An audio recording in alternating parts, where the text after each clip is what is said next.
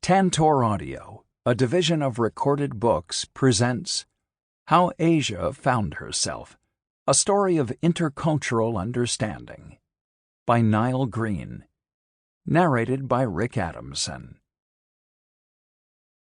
Seek knowledge even unto China. Hadith of the Prophet Muhammad.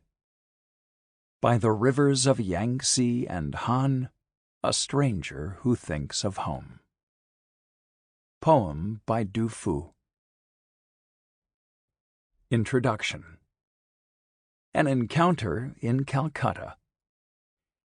In 1901, the roving Japanese art historian Okakura Kakuzo penned the memorable opening line of his latest book, declaring, "Asia is one." A few months later, Okakura boarded a steamship in Yokohama to see something of the continent whose unity he'd casually declared at a distance. After a short stopover in Colombo, he disembarked in Calcutta, the port city capital of colonial India, which over the previous half-century had become the information hub for new understandings of Asia. During the following months, he met the Bengali philosopher-poet Rabindranath Tagore, who later became the first non-European Nobel laureate for literature. Amid the intellectual ferment of the nascent Indian nationalist movement, Tagore, in turn, took an increasing interest in Japan and subsequently China, traveling to both countries on lecture tours and learning what he could of their cultural heritage. At a casual glance, Okakura's claim of Asian unity seemed to be borne out by such connections. Yet whether by way of Tagore's conversations with Okakura in Calcutta or his later lectures in Shanghai and Tokyo, these inter-Asian interactions were all based on common knowledge of English rather than any shared Asian language. When Tagore's poetry was translated into Japanese and Chinese, it was likewise from English rather than directly from Bengali.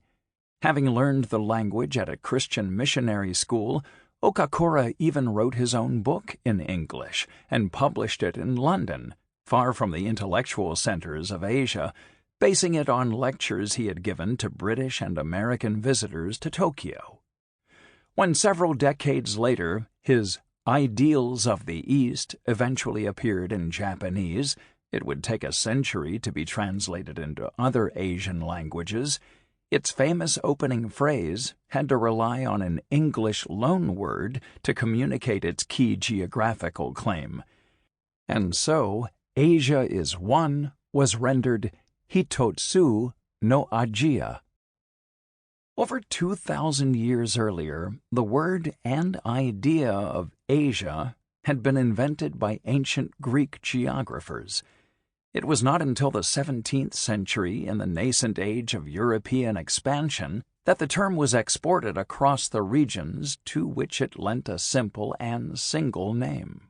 After being slowly taken up by local thinkers, in around 1900, Asia took on new meaning as the likes of Okakura and Tagore used the idea of a single continent, separate and distinct from Europe, to defend what they presented as a common Asian heritage from the cultural and political pressures of colonization.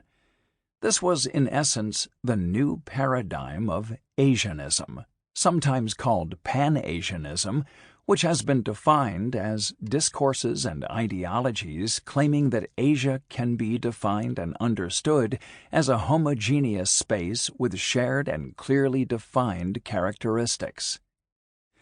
But then, as now, making declarations of unity was easy compared to the far more challenging enterprise of fostering mutual comprehension between the different cultures and languages of so vast a proportion of humanity. In fact, when Okakura made his bold claim, there were not even dictionaries between Japanese and the many languages spoken in India, that is, South Asia, let alone between the other languages of East Asia and the Middle East, which technically constitutes West Asia. Correspondingly, in Arabic and Persian, Even Japan's name was spelled inconsistently and taken indirectly from English or French, while major religions like Buddhism, Shinto, Taoism, and Confucianism lacked proper names, let alone translations of their key texts into the languages of the western and southern sections of this notionally unified continent. Though Okakura and Tagore became icons of Asian solidarity, the grittier groundwork of inter-Asian understanding was left to a series of lesser-known and often entirely forgotten figures from India, China, Iran, Afghanistan, Japan, Burma, and the Ottoman Empire, who traveled and translated, interpreted, and misinterpreted in their attempts to decipher the different societies and cultures of other regions of Asia. This book tells their story as they confronted a sequence of obstacles, whether linguistic or moral, philosophical or practical, in their attempts to render other regions of Asia intelligible to ordinary readers in their own languages, rather than to the privileged few who knew English or French. This is, then, the story of how Asia was seen from the inside, through works written in the languages of West and South Asia about the societies and cultures of Southeast and East Asia, or, put differently, how the majority Muslim and Hindu religions of Asia in the Middle East and India made sense of the Buddhist, Shinto, Taoist, and Confucianist cultures of Burma, now Myanmar, Japan, and China, by not taking the unity of Asia for granted and looking instead at how people from its different regions tried to understand one another. Here we embark on an altogether more revealing journey. And our travel companions will be not only lofty idealists like Okakura and Tagore, but also a lesser-known crew of intercultural explorers. It was these largely forgotten figures who tried to comprehend the peoples, places, and cultures with which they were brought into contact by the empire-driven globalization of the 19th through mid-20th centuries. Just as Okakura adopted the idea of Asia from Europe by carefully examining the multilingual results of these inter-Asian explorations, we will see that while some authors drew on sources and concepts from within their own traditions, others derived their information and interpretive categories from European writings. It would be easy to present this as yet another case of despotic Orientalism, of the discursive power of colonialism over the minds of people who implicitly could not think for themselves. But as we will see, at both the individual and the collective levels, Asia's intellectual history is more complex than this, with much room for chance and deliberation, for agency and contingency, and not merely colonial hegemony.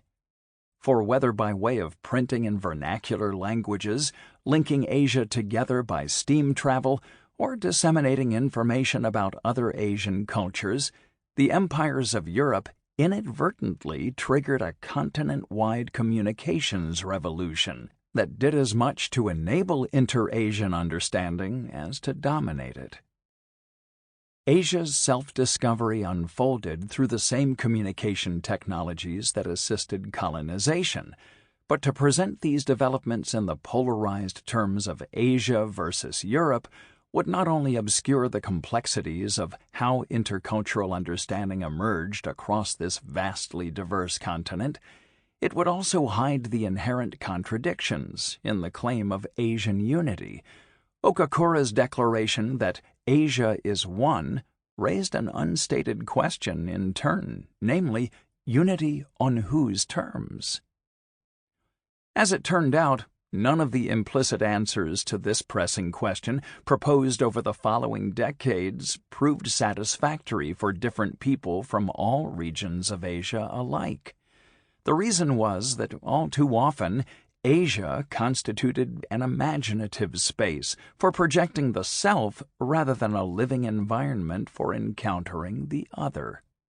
And so, while the promoters of Asian unity shared a common outward-looking agenda of anti-colonial politics, they disagreed on the internal criteria, whether cultural or political, of what it was that tied Asia together, and thereby on the question of who, which specific people from which region or community should define the terms of unity.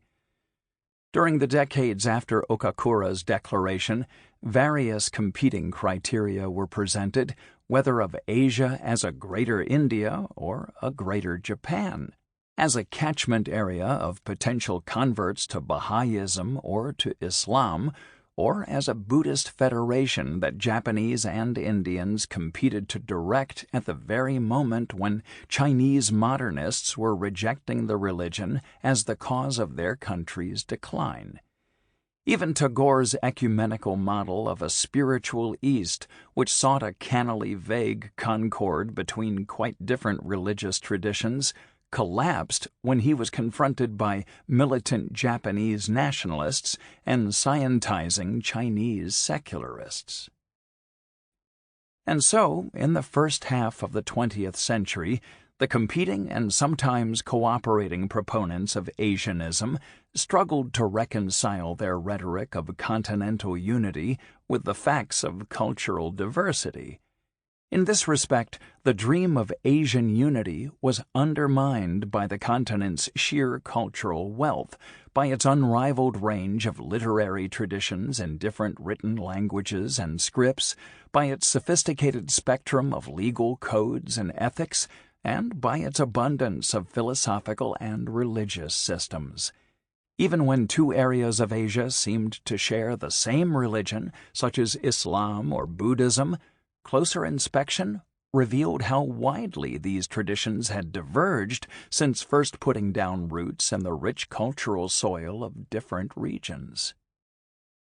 Two leading experts on Asianism have pointed out how such calls for Asian solidarity, integration, and unity were accompanied by endeavors to create an Asian identity by postulating commonalities and identifying traditions of interaction and interrelationship. This is quite correct, but it is only half of the story. In the century on either side of 1900, while Asia's heightened interactions sometimes constituted a cosmopolitan encounter with other Asian cultures, such connections also led to the promotion of one region or religion across other parts of the continent. Whether by Muslim, Baha'i, and Buddhist missionaries who learned the methods of their Christian counterparts, by merchant capitalists seeking to enrich their own communities, or by Indian and Japanese nationalists who regarded themselves as the continent's rightful leaders, we will see how knowledge about other regions of Asia was gathered for a range of distinct purposes. For this reason, the notion of Asia's self-discovery carries a deliberately dual meaning, suggesting that at the same time that heightened inter-Asian interactions enabled deeper appreciations of the other, they also led to more strident projections of the self. Clearing an interpretive pathway. Since the publication of Edward Said's Orientalism over 40 years ago, a vast number of studies have examined how Europeans conceived and depicted the various peoples they colonized across Asia. But the more complex question of how those peoples understood and represented each other in their own writings has been relatively overlooked.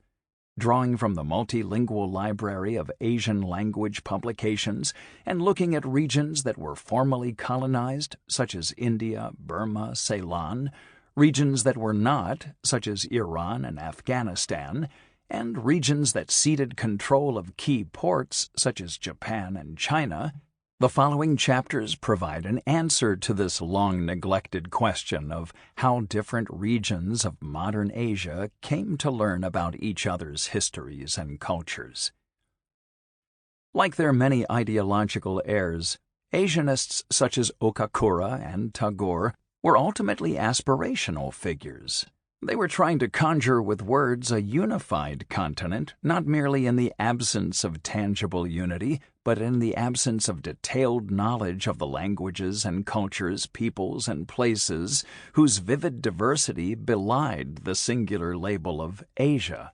As the Dutch historian Caroline Stolte has written of the competing conceptions of what Asian unity comprised, Asia was indeed a terra incognita onto which multiple regionalist ideas and visions could plant their flag.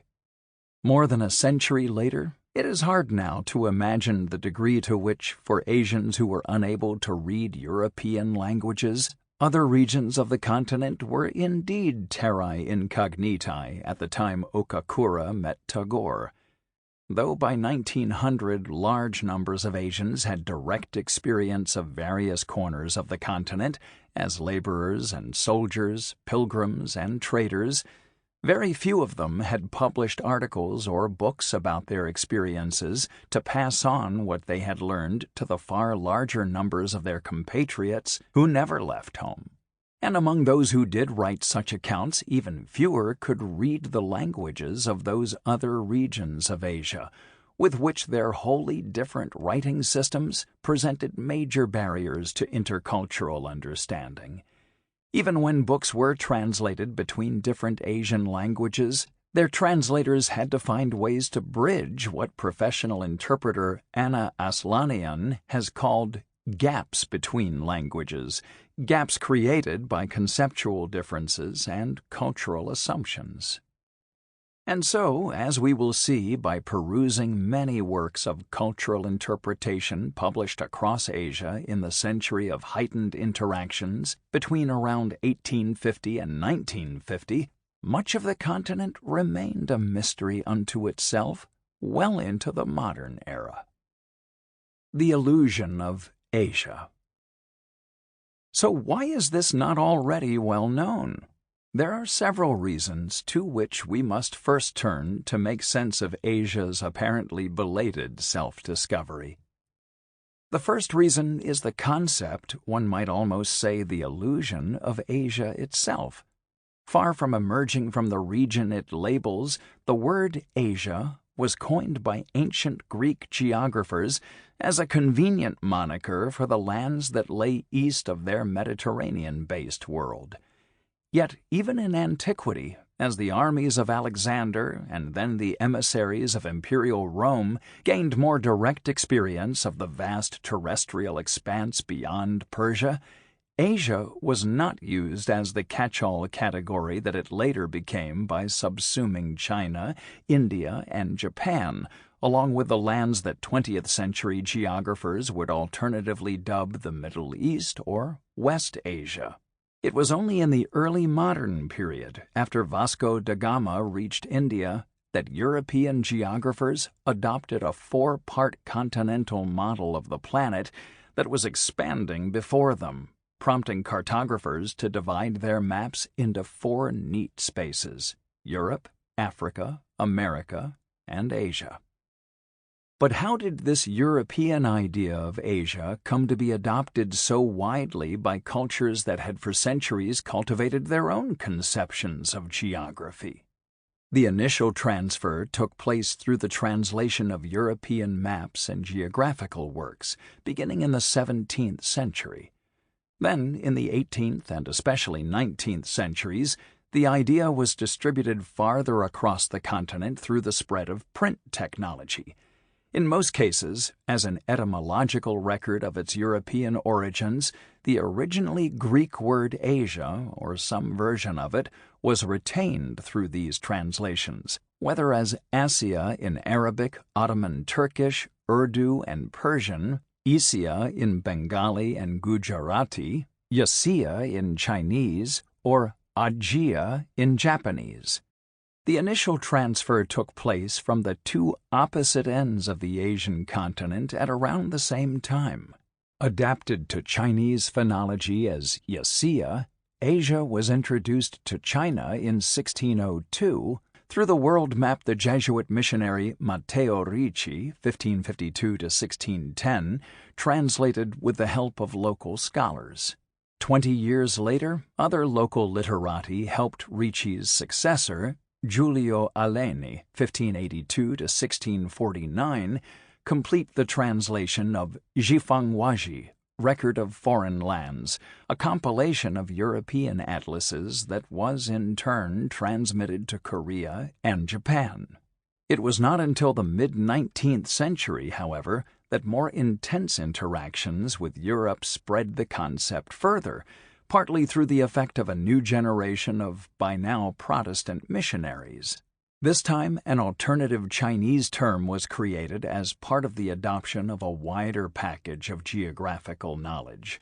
Asia now became Yajo, a term that implied its place in a larger schema of continents, Jo, and its relational opposition to Europe, or Ojo. Although the earlier Jesuit-inspired Chinese maps had made their way to Japan, where they were supplemented by the input of Dutch merchants, it was not until the second half of the 19th century that the idea of Asia gained traction in Japanese.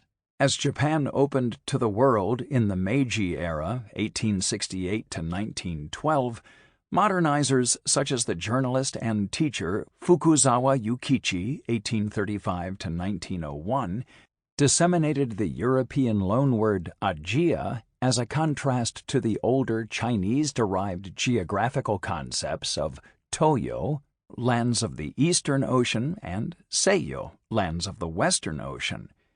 Even so, Asia was initially seen in negative terms, even as a region from which Japan should detach itself, so much so that it was not until the early 1900s that Japanese Asianists lent it more positive connotations. Since the 17th century, a similar process had been underway on the western frontiers of the continent through Ottoman interactions with Europe. A particularly important figure was the Ottoman polymath Khatib Çelebi, 1609 to 1657, whose 1648 Cihan Numa, Mirror of the World, drew heavily on the famous Atlas Minor of the Flemish geographer Gerardus Mercator, 1512 to 1594. Simultaneously introducing America to the Ottomans, Çelebi's work spread the notion of a continent called Asia that included Anatolia, Anatolie, Iran, Ajam, India, Hind, China, Chin, and some mysterious islands called Japan, Yabunia. The last's Turkish spelling was probably taken from Mercator's Latin Iaponia. The arrival of printing in the Middle East spread the idea of Asia farther when in 1732 the pioneer Ottoman printer Ibrahim Mutaferrika published an edition of Çelebi's Turkish Cihan Numa. Then, a century later, the rise of Arabic printing saw the concept of an Asian continent spread farther around the Middle East. After Rifa al-Takhtawi, 1801 to 1873, returned to Cairo from Paris, where he had served as imam to the first Arab Muslims to study in Europe, he was appointed head of a translation office dedicated to introducing modern knowledge to readers of Arabic. Geography formed part of this, and Taftawi translated and published the Précis de géographie universelle by the Danish Parisian Conrad Moltke Brun, 1775 to 1826. In the meantime, the British Church Missionary Society had established an Arabic press on the island of Malta, whence printed books were distributed to the Middle East. Among its earliest publications was an Arabic geography primer based on The Rudiments of Geography by William Channing Woodbridge, 1794 to 1845, an American evangelical who taught at Yale. In 1834, it was revised and republished by Taftawi. A year later, the missionaries on Malta issued an Arabic atlas. Its brightly colored maps by Charles Frederick de Brocktorff, 1775 to 1850, brought the new space of Asia vividly to life. Thenceforth, the concept of an Asian continent which included the Ottoman, Arab, and Iranian lands, spread through the Middle East, which Arabic maps and geographies now designated as the western part of Asia. Parallel developments were underway in Persia. From Calcutta in 1802, Iranian émigré Abd al-Latif Shushtari reported how Europeans divided the planet into 4 continents, one of which they called Asia.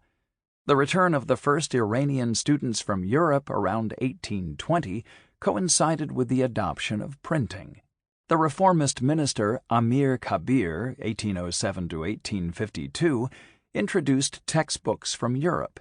In 1849 alone, some 293 books and 323 world maps were imported from France. Raphael Unani, a Greek printer based in Tabriz, translated an English geography and maps of Asia by the Scottish explorer Sir Alexander Burns, 1805 to 1841. Over the following decades, a series of geography textbooks was printed in Iran, beginning with a state-sponsored translation of A Comprehensive System of Modern Geography and History by an eccentric English schoolmaster called William Pinnock. In later chapters, we will see just how unreliable a guide Pinnock proved to be. By the early 1900s, the founding of the first modern school in Kabul saw the idea of Asia reach Afghanistan, albeit now as Asia in a spelling that echoed the English pronunciation of the Indian teachers who imported it. This Indian role was no coincidence. By this time, the educational policies of British colonial officials, and especially Christian missionaries, had been promoting European geographical knowledge in India for the best part of a century. The idea of Asia had probably first reached the Indian subcontinent in the 16th or 17th century by way of the Portuguese Empire and the Jesuit missions to the Mughal court that paralleled the Jesuit presence at the Ming court in China.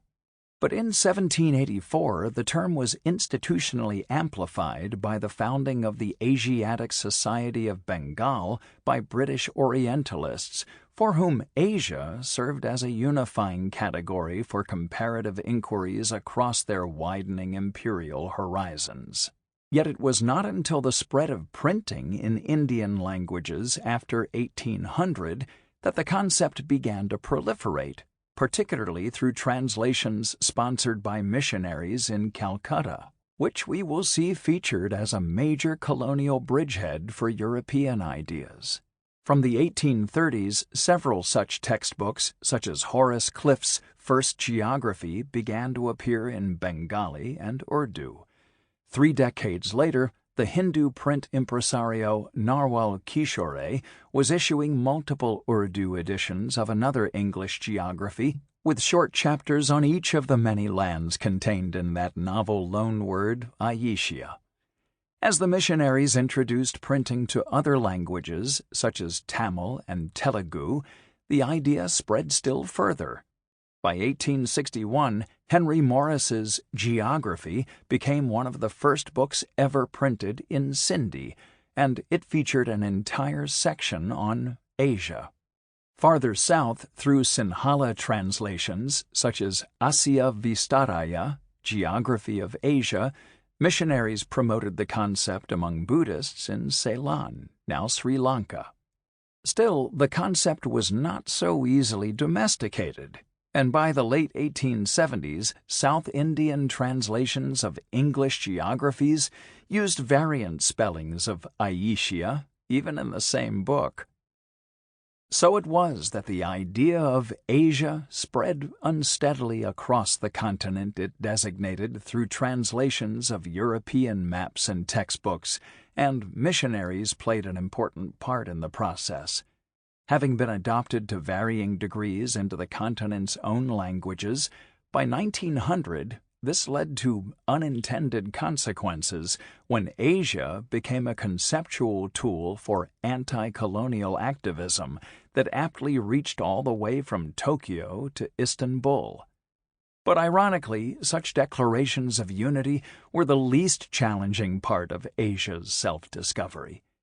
In the chapters that follow, we will see just how difficult it was to fill that vast singular space on the map with accurate cultural knowledge, whether with or without European input. In each of the varied contexts. Sample complete. Ready to continue?